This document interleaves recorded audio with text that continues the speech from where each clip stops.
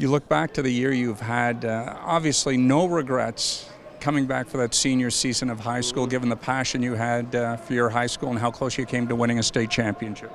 Yeah, I mean, obviously there's no regrets. We came up a little short. We wanted to win a state title, but no regrets at all. I think it was the best year of my life being able to go back, go to the rink with my buddies every day, and I've played with those guys since I was about 5, 6, 7 years old. So it was definitely a really special year to kind of cap off a great childhood.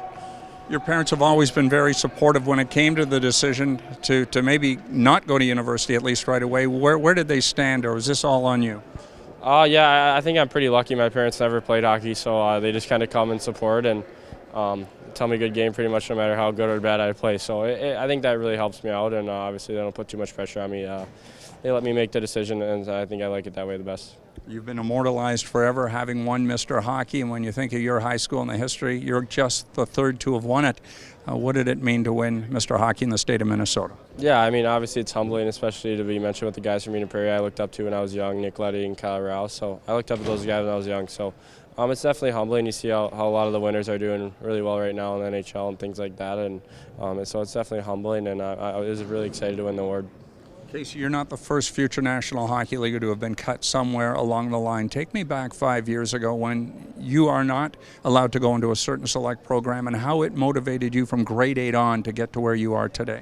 Yeah, I mean, obviously at the time it hurts. It feels somewhat like the end of the world. So I think looking back on it now, though, I learned a lot of good lessons learned, and I think it ended up helping me in the long run. I was able to really put myself where I was at in an honest situation, and I think that helped a lot. And sometimes I still use it as motivation just to make sure that kids aren't catching up or anything like that. So it was definitely tough at the time, but I think it really helped me now. I've read you once described yourself as a pudgy kid. Take us back. Just how pudgy were you? Oh, I mean, I'm still a little pudgy, so we're working on that. But I was quite a bit more pudgy than I am now. I think I always was a pretty skilled little guy and just try to kind of move around the ice. And I think once that kind of happened, I started to grow a little bit and slim out a little bit. I think that helps a lot, which kind of just that alone kind of makes you a little bit faster guy. And I think that ended up helping a lot and made a big difference.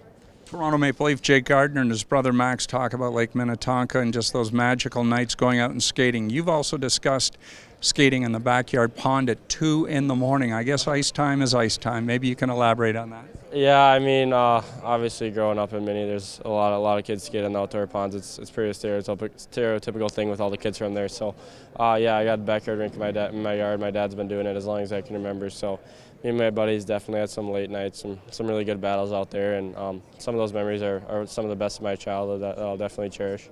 Spoke with 15 clubs. Were the Maple Leafs on that list? They were not, no. All right, interesting to stay before we let you go. University of Minnesota in the fall seems like a natural part of your hockey evolution. There was no other way you were going anywhere else. No, not really. Like I think me and my dad have been going to the games as long as I can remember. I've got pictures of myself in Gopher jerseys before I even have memory or anything else. So I definitely think that it's going to be a dream come true. I'm really looking forward to it.